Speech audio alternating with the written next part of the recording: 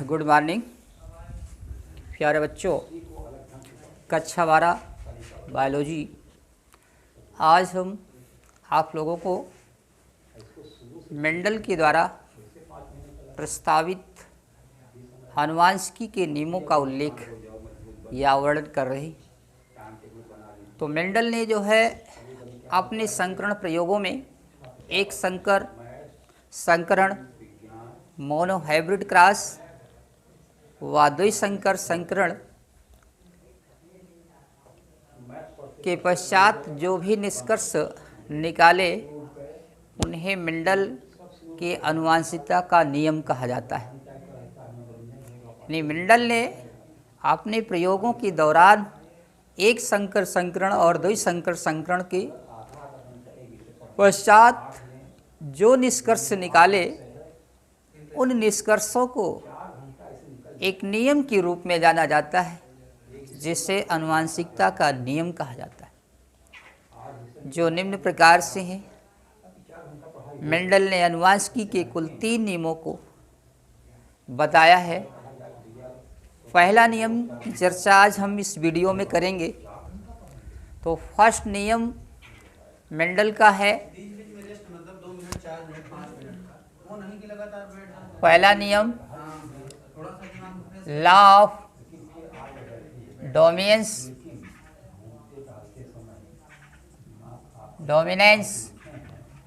यानी इसे कहते हैं प्रभाविता का नियम। पहला नियम है, मेंडल ने जो है अपने नियमों में जो पुष्टि की है, पहला नियम बताया है कि प्रभाविता का नियम, या इसे प्रभावी और अप्रभावी भी कहते हैं। और दूसरा नियम जो है पृथक्करण का नियम बताया है। पृथक्करण या इसको और नामों से जानते हैं युग्मकों की शुद्धता का नियम। युग्मकों की शुद्धता, युग्मकों की शुद्धता का नियम। यानी इन्होंने दूसरा नियम जो बताया ये है पृथक्करण या युग्मकों की शुद्धता का नियम, law of segregation. Law of segregation और प्योरिटी ऑफ गैमेट्स।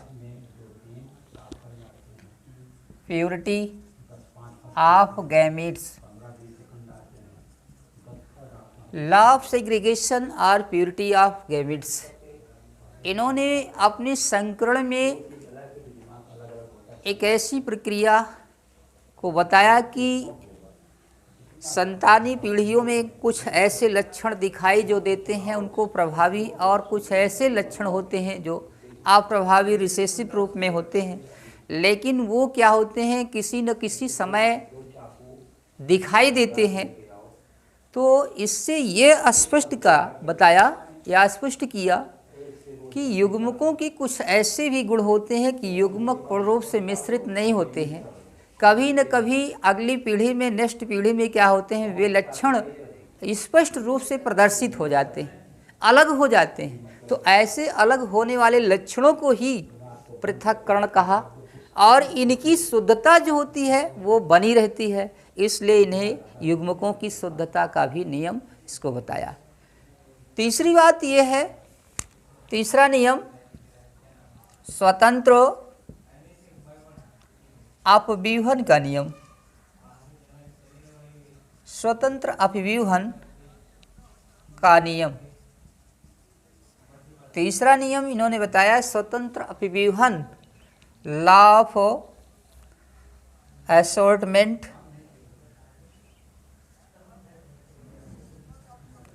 या law of independence. Law of independence और लॉ ऑफ असॉर्टमेंट इसे कहा जाता है। इसके अंतर्गत इन्होंने बताया कि प्रत्येक युग्मक जो होते हैं प्रत्येक पीढ़ी में क्या होते हैं, किसी न किसी समय ये बिल्कुल स्वतंत्र होते हैं। स्वतंत्र अवस्था में होते हैं। तो इन 3 नियमों की इन्होंने व्याख्या किया और इन तीनों नियमों की व्याख्या जो है इसे स्पष्ट करने में 3 वैज्ञानिकों का योगदान रहा है। जैसा कि आप जर्मनी के कार्ल कोरेंस, ऑस्ट्रिया के सेरमैक और हॉलैंड की जो है हेगो डे व्रीस, 3 वैज्ञानिकों ने ही इन नियमों का, मेंडल के नियमों का प्रकाशन करवाया। 1866 ईस्वी में इनके नियमों का प्रकाशन हुआ। तो इन तीनों नियमों से हम सबसे पहले फर्स्ट नियम की चर्चा कर रहे हैं। फर्स्ट नियम क्या है, किस आधार पर जो है हम आनुवांशिकी को समझ सकते हैं। तो मेंडल ने जो है पहले नियम के अंतर्गत बताया है कि जब एक जोड़ी विपरीत लक्षणों को शुद्ध जनकों के बीच, यानी एक जोड़ी विपरीत लक्षणों वाले 2 शुद्ध जनकों के बीच संकरण कराया जाता है। 2 शुद्ध जनकों के बीच संकरण कराया जाता है तो इनकी संतानों में विपरीत लक्षणों में से केवल एक लक्षण प्रदर्शित होता है या परिलक्षित होता है। तो जो लक्षण प्रदर्शित होता है उसे प्रभावी, जिसे प्रभावी लक्षण, और जो लक्षण दूसरा अप्रभावी होता है अर्थात जो प्रदर्शित नहीं होता है। तो मेंडल ने इसे प्रभाविता का नियम बताया, इसे प्रभाविता का नियम कहा। इन्होंने ये बताया कि जब एक जोड़ी विपरीत लक्षण वाले यानी जनकों के बीच क्या किया जाता है, संकरण कराया जाता है। तो संकरण कराने के पश्चात उसमें प्रथम संतानी पीढ़ी में जो भी लक्षण, अर्थात उनमें से केवल एक लक्षण प्रदर्शित होता है, दूसरा लक्षण अप्रदर्शित रहता है, अर्थात वो दिखाई नहीं देता हो। वो जीन रूप में है लेकिन क्या है, दृश्य रूप में नहीं होता है। तो ऐसे लक्षणों को जो दिखाई दे रहे हैं, प्रदर्शित हो रहे हैं, उनको प्रभावी, और जो नहीं दिखाई दे रहे हैं उनको अप्रभावी, अर्थात डोमिनेंस कैरेक्टर और रिसेसिव कैरेक्टर्स 2 बताए। अब इन्होंने ये भी बताया कि इनके गुण किस प्रकार से पीढ़ी दर पीढ़ी निरंतर क्या होते हैं, बढ़ते रहते। जैसे मटर के शुद्ध लंबा और शुद्ध बौना पौधों के बीच यदि संकरण कराया जाता है, जैसे यहाँ पर है शुद्ध लंबा मटर का शुद्ध लंबा पौधा, इसको इन्होंने संकेताक्षर कैपिटल TT से जोड़े के बता दिया। और दूसरा है शुद्ध बौना पौधा, शुद्ध बौना,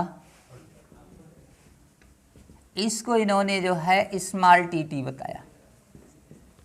अब ये है, इस पीढ़ी को यहाँ पर जनकी पीढ़ी कहते हैं। जनकी का मतलब माता पिता, पेरेंटल जनरेशन होता है। इसको पी जनरेशन भी कहा जाता है। पी जनरेशन यानी पेरेंटल पीढ़ी है।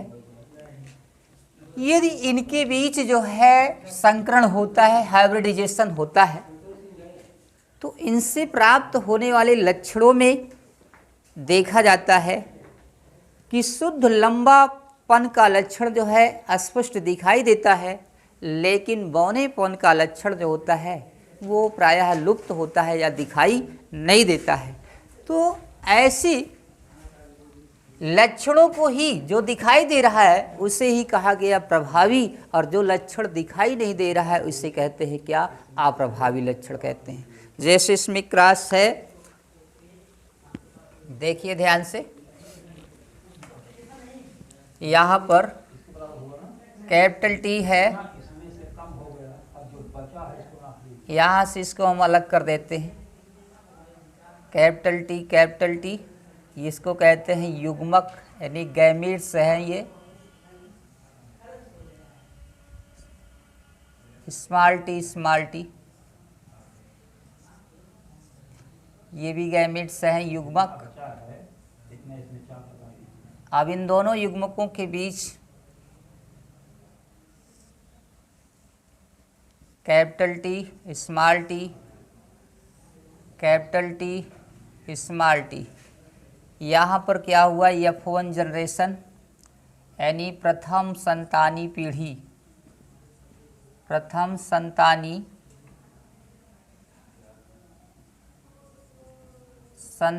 पीढ़ी।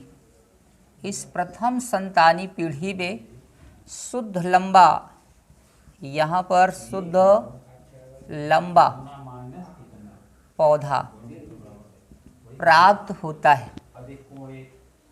अब ये है, वैसे इनको तो कहा जाएगा क्या चीज़, संकर है, हाइब्रिड है, लेकिन इसमें लंबेपन का लक्षण स्पष्ट दिखाई देता है और छोटेपन का, बौनेपन का लक्षण जो होता है स्पष्ट दिखाई नहीं देता है।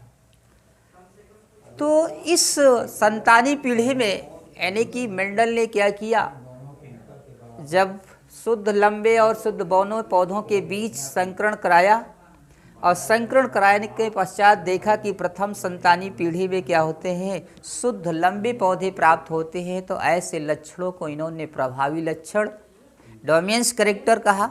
और इसके साथ साथ जो लक्षण जो है बौनेपन का स्पष्ट दिखाई नहीं दिया, अप्रदर्शित रहा, इस लक्षण को इन्होंने अप्रभावी लक्षण कहा है। इस लक्षण को इन्होंने अप्रभावी लक्षण कहा है।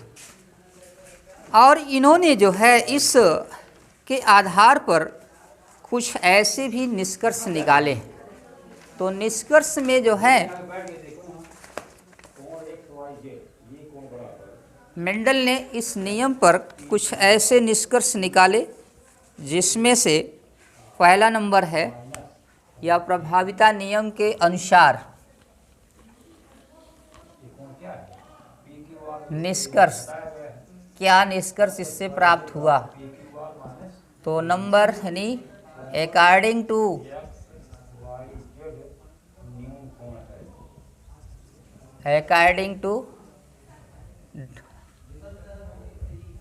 मेंडल रूल्स या डोमिनेंस,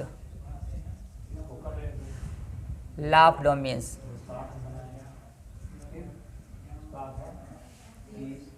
डोमिनेंस। अब इसके अनुसार जो है इन्होंने पहला निष्कर्ष निकाला। पहले निष्कर्ष में बताया कि लक्षणों का नियंत्रण, यानी जो भी लक्षण है इनका कंट्रोलिंग, इनका नियंत्रण इकाइयों द्वारा होता है।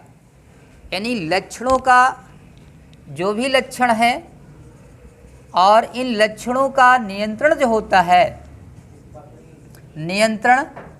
नियंत्रण इकाइयों द्वारा होता है बेटा, नियंत्रण इकाइयों के द्वारा होता है। किसके द्वारा होता है, नियंत्रण इकाइयाँ होती हैं और इस इकाई के द्वारा ही जो होता है इनका नियंत्रण, कंट्रोलिंग होता है, जिन्हें हम कारक कहते हैं। और कहते क्या है, इन नियंत्रण इकाइयों को, नियंत्रण इकाई को क्या कहते हैं, कारक कहते हैं। कारक, कारक का मतलब इनको जीन्स कहते हैं। क्या कहते हैं, जीन्स। तो कारण ये है कि ये जो भी प्रक्रिया आप इसमें देख रहे हैं ये एक प्रकार की कारकों के द्वारा हो रहा है और यही कारक जो इस क्रिया का नियंत्रण कर रहे हैं उन्हीं को हम क्या कहते हैं, नियंत्रक कारक, या फिर क्या कहते हैं, कारक यानी जीन्स कहलाते हैं। दूसरी बात यह है कि इसमें कारक जोड़ों में पाए जाते हैं। जो भी फैक्टर्स होते हैं वो जोड़े के रूप में होते हैं। तीसरा निष्कर्ष इन्होंने ये निकाला कि असमान कारकों वाले जोड़ों में, अगर मान लीजिए जैसे कैपिटल टी और स्मॉल टी है तो ये असमान जोड़े की कारक हैं। इन कारकों में से एक सदस्य प्रभावी होता है, अर्थात एक लक्षण प्रभावी और दूसरा लक्षण क्या होता है, अप्रभावी होता है। यानी जैसे अभी आपने इसमें देखा कि यहाँ पर अगर दूसरी पीढ़ी इसमें से कराया जाए संकरण तो यहाँ पर ये क्या हो जाएंगे, ऑल करेक्टर्स इसके जितने भी हो जाएंगे ये क्या हो जाएंगे, फैक्टर्स यानी डोमिनेंस फैक्टर्स हो जाएंगे। और यहाँ पर ये देखा जाए कि स्मॉल टी तो ये क्या हो जाएंगे, ऑल फैक्टर्स या ऑल कारक जो होते हैं इसके यानी कि अप्रदर्शित रूप में रहेंगे, इनको हम क्या कहते हैं, नॉन डोमिनेंस कहेंगे, अर्थात ये प्रभावी नहीं थे, या इनको रिसेसिव कह सकते हैं। ठीक, तो डोमिनेंस और रिसेसिव दो हैं। डोमिनेंस का मतलब जो फैक्टर से आप देख रहे हैं कि पहला नंबर क्या है, कारक लंबापन का लक्षण है, दूसरा क्या है, बौनापन का है। तो यहाँ पर ये बौनेपन का लक्षण जो है रिसेसिव हो गया, और यहाँ पर ये लक्षण क्या हुआ, लंबेपन का, ये प्रभावी हो गया। इसको डोमिनेंस कैरेक्टर्स कहते हैं। दो ही कैरेक्टर्स होते हैं, कहने का मतलब असमान कारकों वाले जोड़ों में एक सदस्य प्रभावी होता है और दूसरा अप्रभावी होता है। जैसे आल, ये क्या है, जीनोटाइप जीन्स है। यहाँ पर मान लीजिए आल जीनोटाइप में आ जाएंगे। आल आर क्या चीज़ें हैं इसमें, कैपिटल टी और स्मॉल टी, ये सभी क्या होते हैं, जीनोटाइप हो जाएंगे बेटा, जीनोटाइप। और यहाँ पर जो होते हैं जैसे आल हो जाएंगे, टाल इसमें लंबे भी हैं, आल आर टाल, यानी कि टाल हैं, लंबे हैं, ये भी क्या हो जाएंगे, फिनोटाइप हो जाएंगे। इनको हम क्या कहते हैं, फिनोटाइप। फिनोटाइप, फिनोटाइप का मतलब होता है दृश्य रूप, अर्थात तो लंबेपन का गुण जो होता है इसमें जो प्रदर्शित हो रहा है, ये क्या होता है, दृश्य रूप है। इसको दृश्य रूप कहते हैं, दृश्य रूप। और ये जो देख रहे हैं आप इसमें, ये क्या होता है, जीन रूप होता है। तो दो ही लक्षण इसमें आते हैं, एक दृश्य रूप, दूसरा क्या होता है, यानी जीन रूप। दृश्य रूप ऐसे होते हैं लक्षण जो प्रदर्शित हो रहे हैं, और जीन रूप क्या होते हैं, ऐसे लक्षण होते हैं जो प्रदर्शित तो नहीं होते हैं, अर्थात किसी भी समय ये जो है नेक्स्ट या अगली पीढ़ी में प्रदर्शित हो सकते हैं। और इनकी जो प्रक्रिया होगी वो अगले नियम के आधार पर होगी। किस पर, दूसरा नियम जो है पृथक्करण का नियम। तो आज हम आप लोगों को यहीं तक यानी फर्स्ट नियम को चर्चा में लिए और बताए।